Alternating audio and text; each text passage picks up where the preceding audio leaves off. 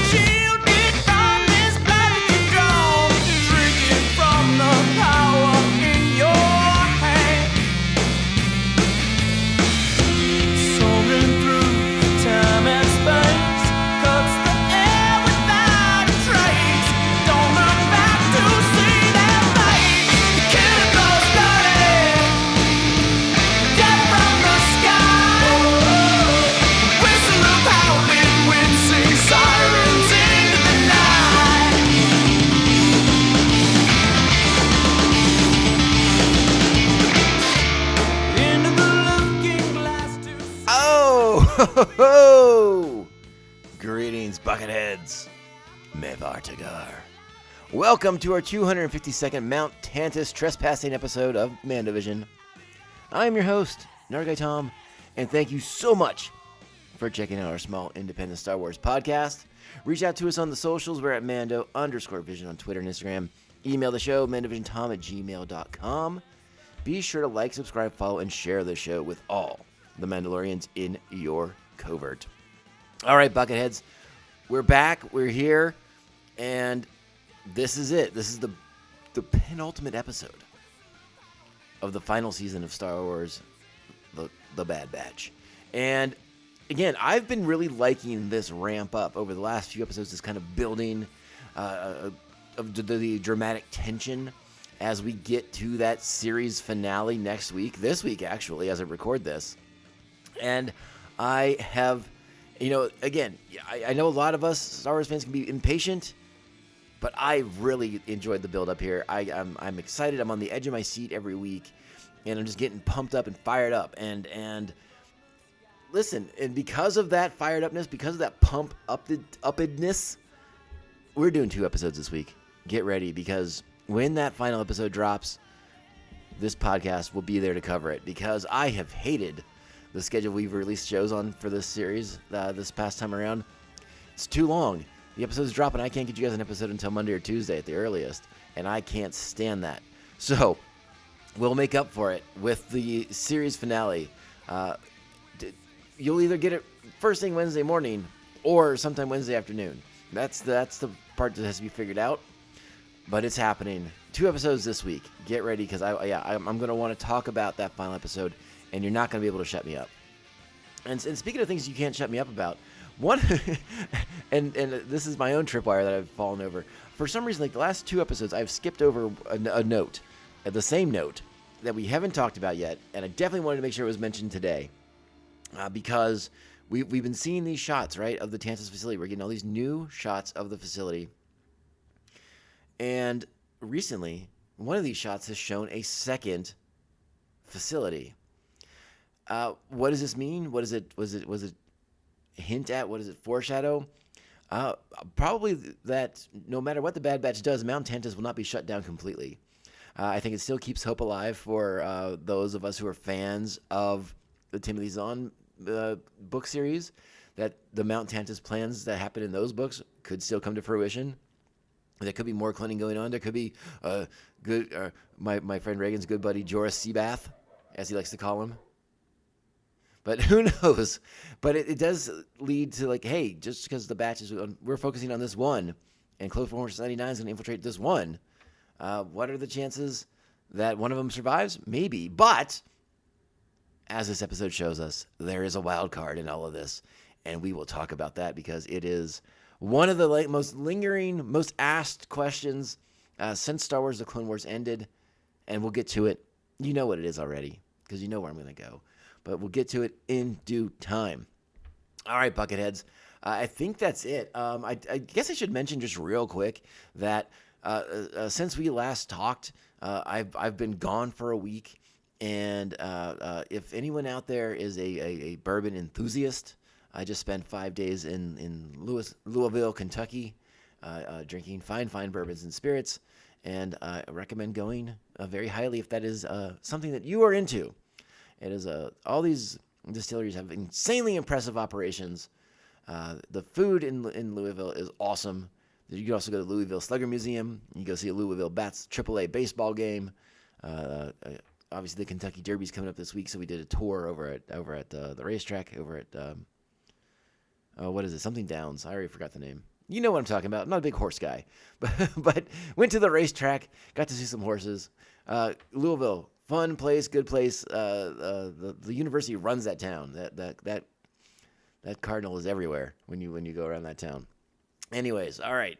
So that being said, enough plugging you all to go on vacation to Louisville.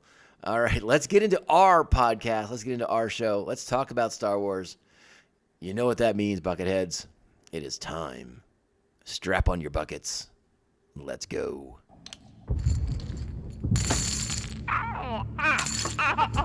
What is that? Laser cannons. Doctors, there is a base-wide security alert. Follow lockdown protocols. I'll secure the lab. Monitor the children in my absence.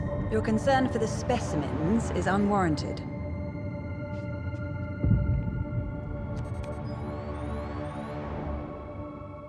What's going on? They found me.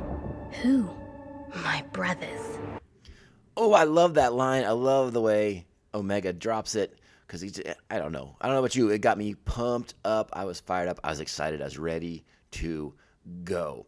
Now, as you may have noticed, I messed up. I put the cart before the horse. We got to get the episode particulars out of the way. And you know what that means. Let's do it. All right. This is Star Wars The Bad Batch, Season 3, Episode 14, Flash Strike. Original air date, April 24th, 2024. How about that? You like that? You like that? 4/24/24? You know you like that. Written by Brad Rao, directed by Nathaniel Villanueva.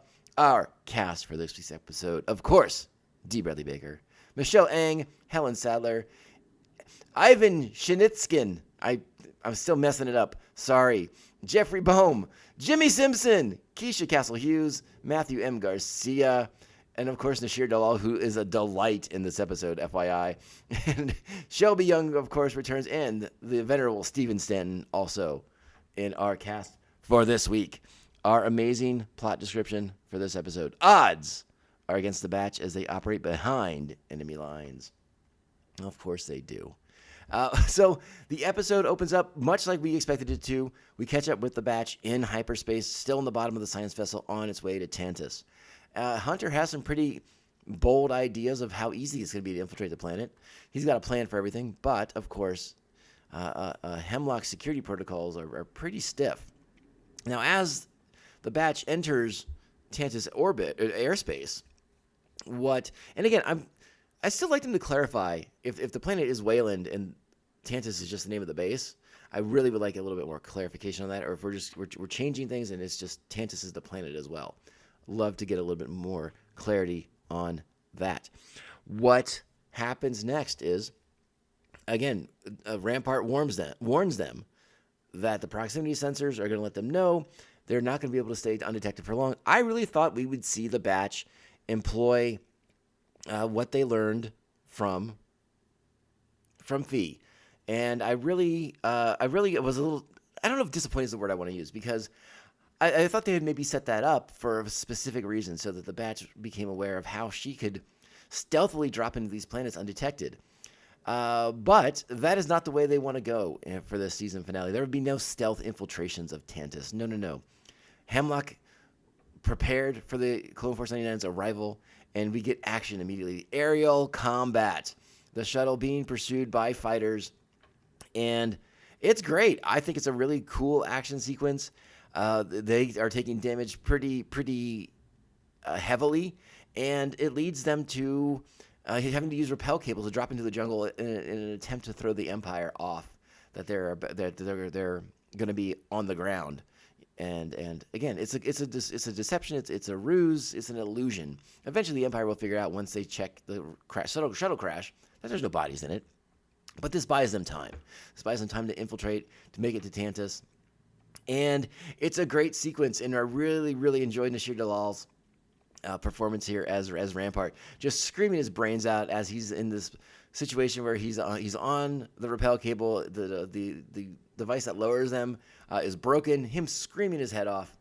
It's it's kind of cool that now, again, I've mentioned this before in previous episodes, but I really enjoy Rampart sort of being humbled the way he's being humbled, and now kind of becoming the comic relief of these episodes. It's very amusing, and I really appreciate the way Nasir Dalal is bringing the thunder with his vocal performances on this one. So we still have one problem though. Echo is still on the science vessel, and Hemlock and everyone knowing that they've been infiltrated, it's time to kind of bring the Imperial thunder. Even the science vessel is not going to be taken for granted. Step aside. This cargo must be offloaded at once. We're here to search this vessel and check everyone's clearance. That was already completed at the orbital station. Hemlock's orders. Fine. I love the way that line's delivered. The fine. Because like Hemlock's name carries weight, and Imperial officers probably don't care for taking orders from scientists. So that sounds about right to me. We should also mention that the tension continues between Dr. Scalder and Dr. Emery Carr, as again, Emery shows concern for the subjects in the vault, the children, and Dr. Scalder is keen to point out that it's unwarranted. Gosh, she's not a nice person.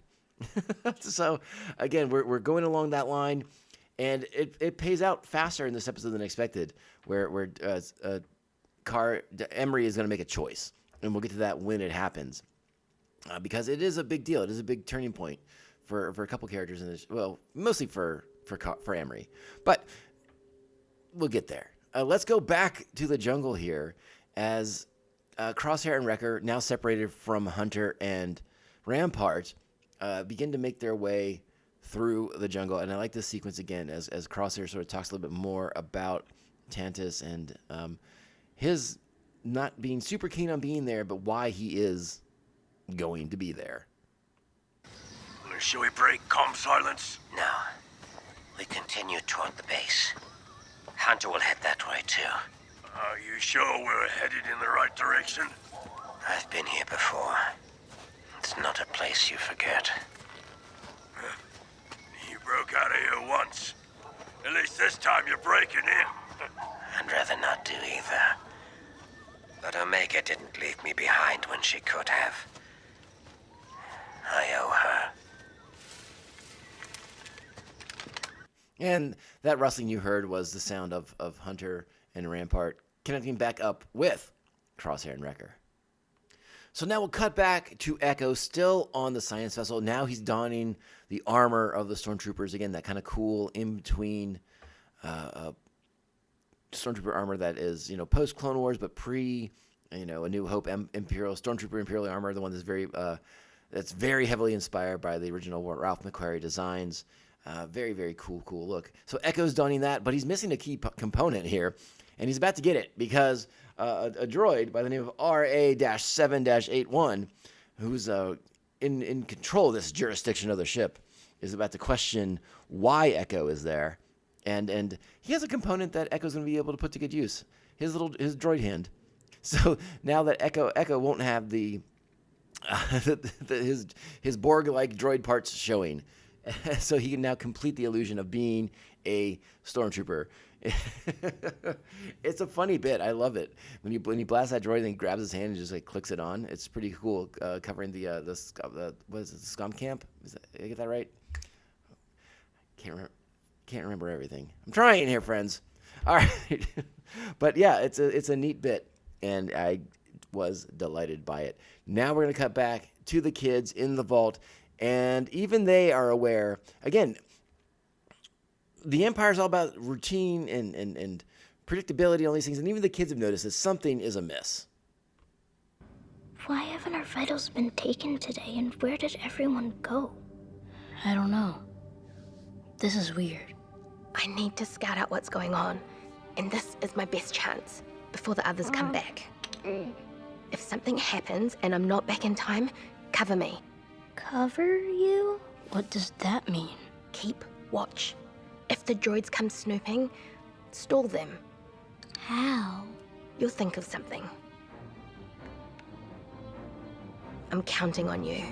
So now it's time for Omega to once again breach the vault and make her way through the walls, through the facility. And I love the way this is sort of executed, and it's a little bit later on in it, but they do a really great job of sort of building this moment of where Dr. Sadler is going to work her way down in to inspect the children and do the vitals and all these things.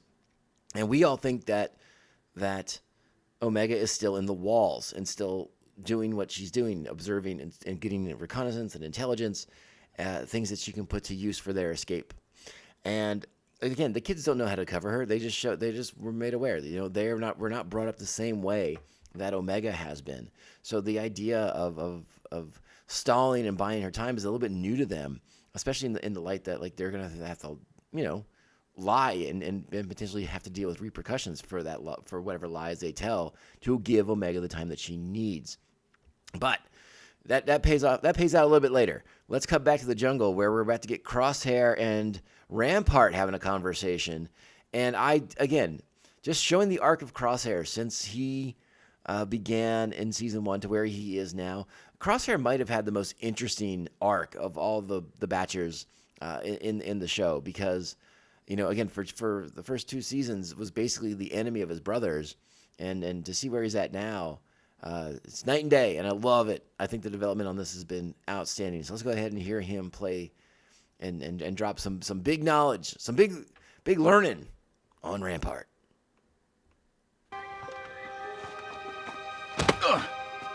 You fall behind, you get left behind. You used to believe good soldiers followed orders. Depends on who's giving them. The Empire betrayed us both. And you think you can fight them. That's not you. You're like me. Loyal to no one but yourself. I've changed.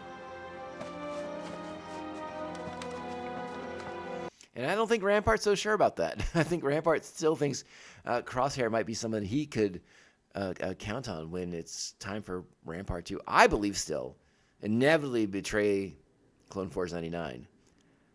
I could be wrong about this. Again, Crosshair just pointed out that the Empire betrayed them both. But I think Rampart still wants to get back to that Imperial lifestyle that he had grown so accustomed to. So I still think selling out Clone Force 99 is on the table. I would be pretty shocked if Rampart makes the hero's play in the final episode and sort of sacrifices himself for Clone Force 99 or Omega or these children.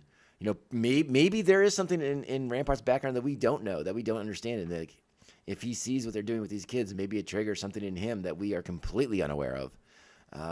It'll be interesting to see what happens with Rampart in this final episode of the show coming up next. So now we cut back to the jungle and Clone Force 99 trying to carefully and stealthily evade the stormtroopers that are sweeping for them in a pattern of some sort. And I love it. I love the sort of cat and mouse going on here a little bit. The way that Clone Force 99 has to keep shutting up Rampart before he gives away their location, but still kind of spur him forward at the same time. And then they reach the base of this sort of rock wall that they need to scale to get where they're going. And Rampart sort of pouts off to the side and ends up waking up a sleeping Dryax. And that can't be good for anybody. But again, Nashir Dalal is in top form with his comedic chops in this one because he drops some great lines in this one. My favorite might being probably the our position won't matter if that thing eats us, because again, Hunter doesn't want to start blasting this thing and drawing stormtroopers to where they're at. But again, Rampart quick to run away, quick to scamper away as Clone Force 99 engages the Dryax in as stealthily a manner as possible. But of course, Rampart running away comes across a gang of stormtroopers, which means Rampart has sort of given away their location, and we get into a great crossfire battle in the jungle between stormtroopers and Clone Force 99.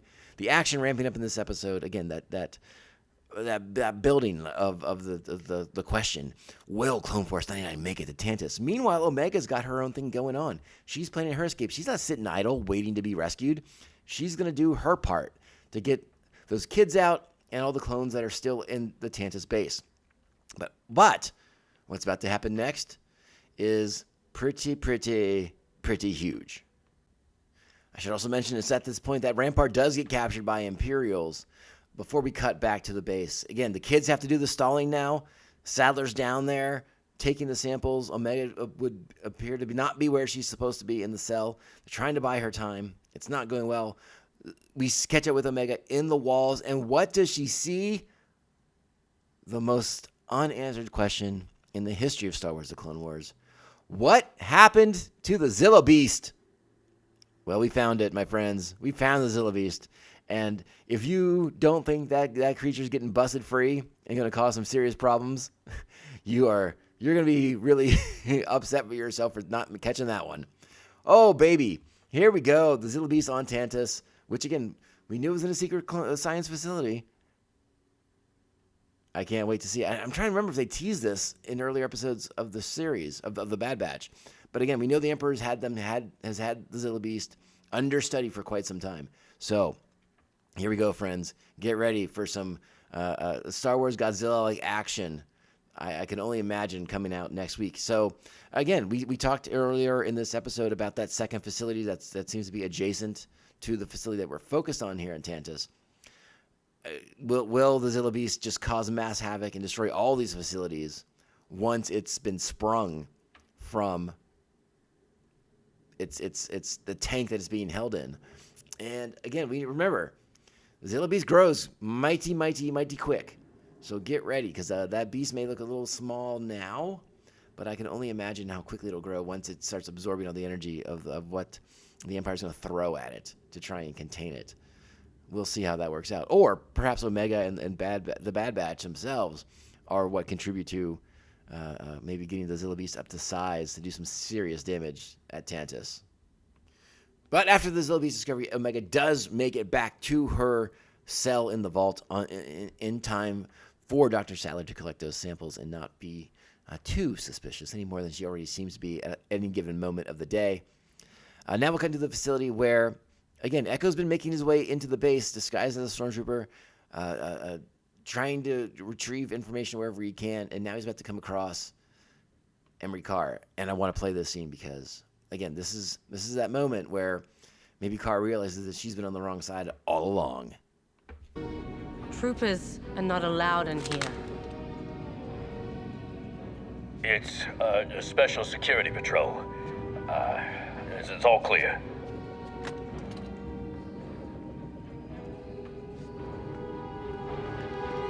Echo. That's your name, isn't it? Omega talked about you all. I'm Emery. Omega told us about you, too. She said her squad would eventually come for her. Not just her. We're here for all the prisoners you've been experimenting on. I was doing my job. Yeah, I've heard that before. You're a clone. How can you be part of this? Omega saw something in you. I want to believe that she was right. Tell me where she is. She's in the vault. But you won't get anywhere near there without my assistance. If we're gonna free those children, you're going to have to trust me. Wait. What children? Omega's not the only child confined inside this base. Oh, I loved it. That was so great. Again, they're just building and tightening the screws, and I love it. It's great stuff. And trust me, that's why there's going to be another episode of this podcast after that final episode, because I want to be here to talk about when all this pays off and whatever fallout there is. Cannot wait. Let's go ahead and check on the kids. Again, Rampart captured, Bad Batch still in the wind, but on the run. And now we'll catch up with the kids because Omega has a plan. That was too close. What took so long? I found something big. I have a plan, and I'm gonna need your help. Yeah, she found something big, all right. It don't get much bigger than that Zilla Beast. Woo! That's the episode, friends. That's 8 buckets. 8.5 buckets. 9 buckets. Oh, that is Star Wars goodness right there. I am so fired up. I am so excited. I cannot wait for the episode to drop. I'm going to be up late watching it at midnight here in California when it comes out. And that's why it's very likely that once that episode wraps up, I'm going to be on this podcasting device talking about my thoughts, my feelings, my broken heart? Question mark? To be determined. But yes, my friends, good stuff.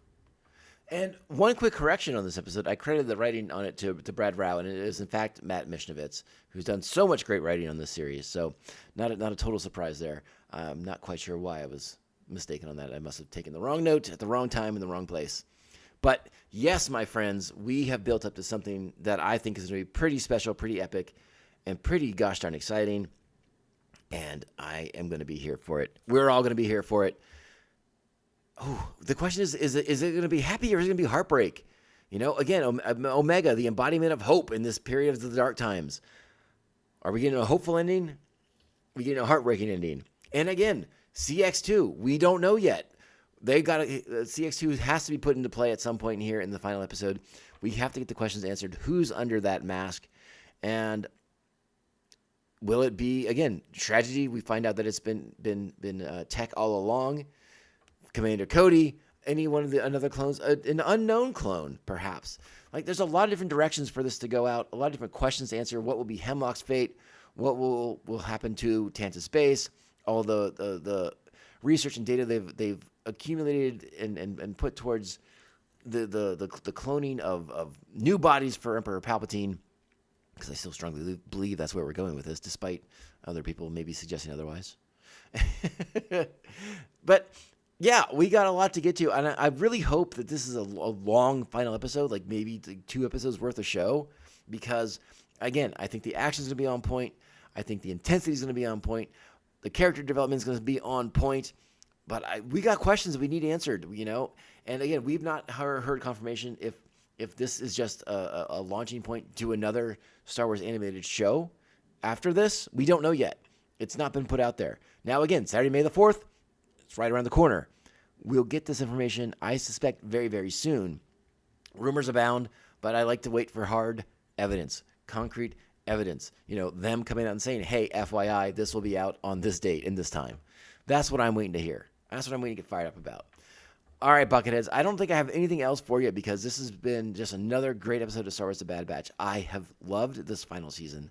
I think they've done an incredible job of just really keeping things escalating from the first episode of the season to now. We've just been building to this moment. And I cannot wait for that finale.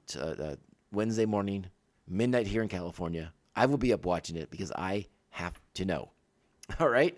Like I said, I'm in that 8.5, 9 bucket range. I'm loving the way it's building. I'm really enjoying that. So stick with us. We'll be here on Wednesday to cover that episode, the finale of Star Wars The Bad Batch. All right, reach out to us on the socials. You know we're at Mando_Vision on Twitter and Instagram. Email the show, mandovisiontom@gmail.com. Be sure to like, subscribe, follow, and share this show with all the Mandalorians in your covert. If your podcasting platform allows it, please give us those sweet, sweet, sweet 5-star reviews. They truly help the independent shows like us stand out, not get lost in the intergalactic cosmic shuffle, which is not a dance, I promise. All right, Bucketheads. We'll be back this week, Wednesday. Whether in the morning or the afternoon, TBD. But we will be back to cover that series finale of Star Wars: The Bad Batch. Until then, remember, this podcast can only end one way. This is the way. This is the way. This is the way. This is the way. I suppose you'll be heading out. I'm not. You should. It's against the creed. I gave you my word. I'm with you until we both fall. You really buy into that bantha fodder? I do.